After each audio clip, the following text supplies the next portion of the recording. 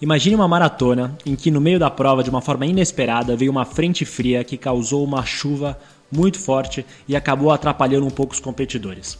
Aí ao fim da prova, imagine um grupo de repórteres que chega e começa a entrevistar os competidores, tentando entender quais são os principais desafios que eles enfrentaram.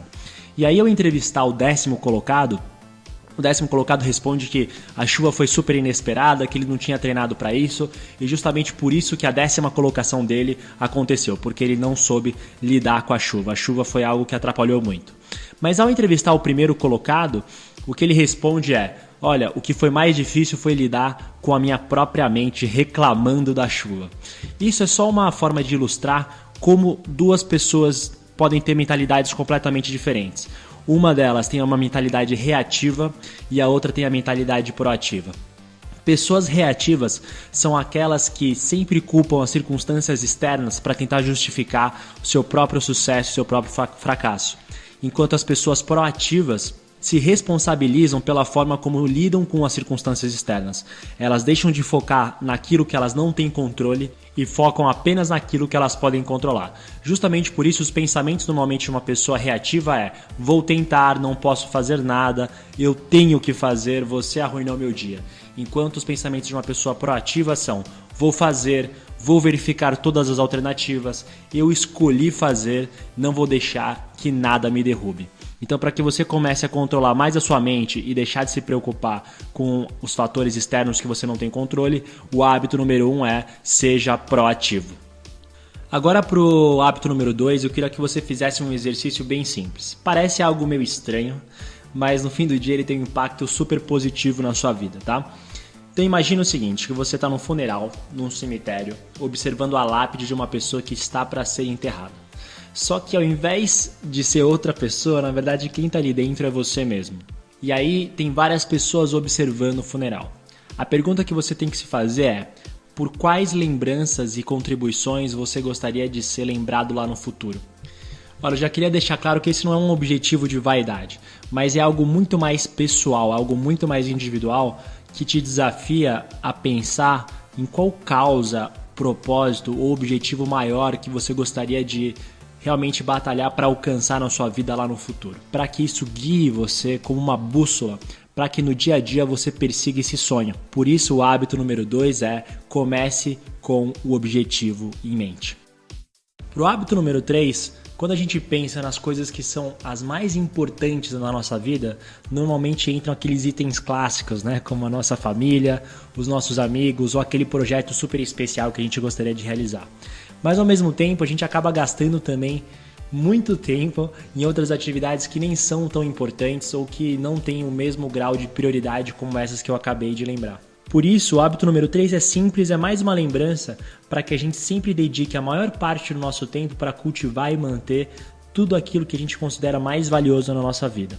Então, justamente por isso, o hábito número 3 é: primeiro, o mais importante.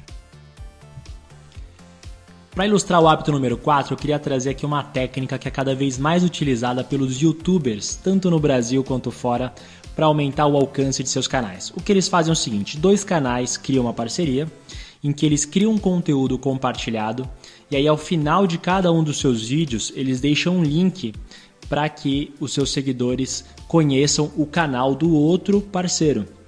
E aí o que acaba acontecendo é: ao invés deles estarem nessa mentalidade de escassez, que é uma mentalidade de competição, na qual cada um briga pelos seus próprios seguidores, eles fazem um exercício super simples em que os seguidores de cada um dos canais acabam conhecendo o outro canal respectivo.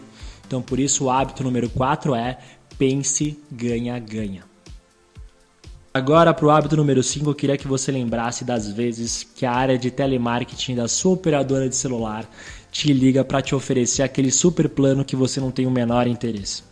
Normalmente eles te ligam, perguntam se você tem um minutinho, você diz que tem e eles vão lá e começam a vomitar um monte de informação.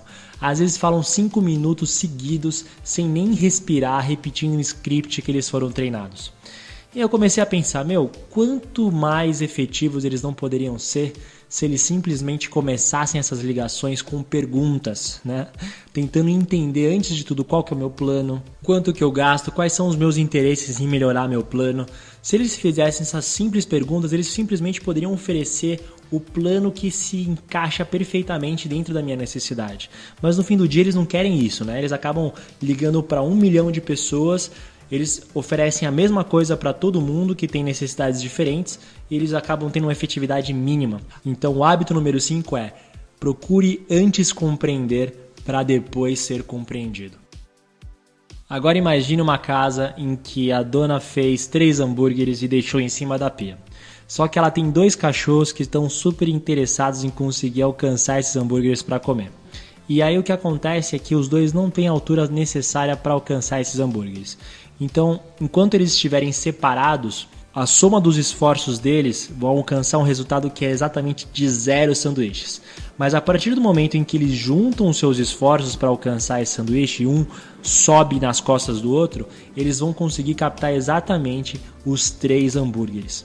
Eu sei que pode parecer um exercício meio besta, mas é uma forma lúdica de mostrar o que significa sinergia. Sinergia é sempre quando o resultado da união de 2 partes é maior do que a soma dessas partes separadas. Por isso, o hábito número 6 é sinergize.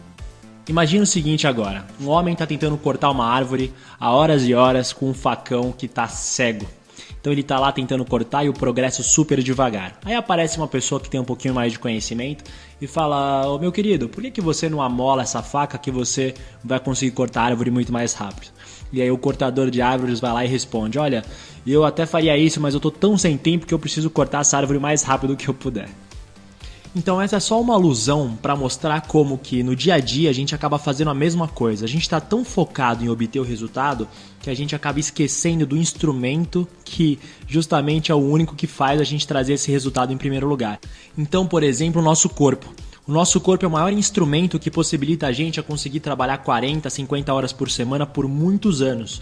Só que se a partir de algum momento a gente deixa de cuidar do corpo, se alimentando mal, deixando de se exercitar, deixando de cuidar da nossa saúde mental, vai ter algum momento lá no futuro que o nosso corpo vai quebrar e vai deixar de produzir os mesmos resultados que a gente produzia no passado.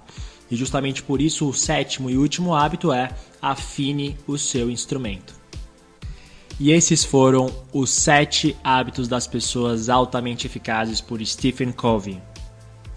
Bom pessoal, como vocês puderam ver, esse é apenas um resumo do resumo, uma forma simples e bem didática para você lembrar de todos os hábitos, mas eu já digo, dentro do livro oficial, o Stephen ele ensina você a conseguir incorporar todos esses hábitos de uma forma bem detalhada, tanto na área de negócios quanto na área pessoal. E por isso que eu recomendo que você leia o livro na íntegra, clicando aqui no link da descrição do vídeo. E é isso aí, se você quiser receber mais vídeos como esse toda semana, não esqueça de inscrever-se e a gente se vê em breve. Um abração!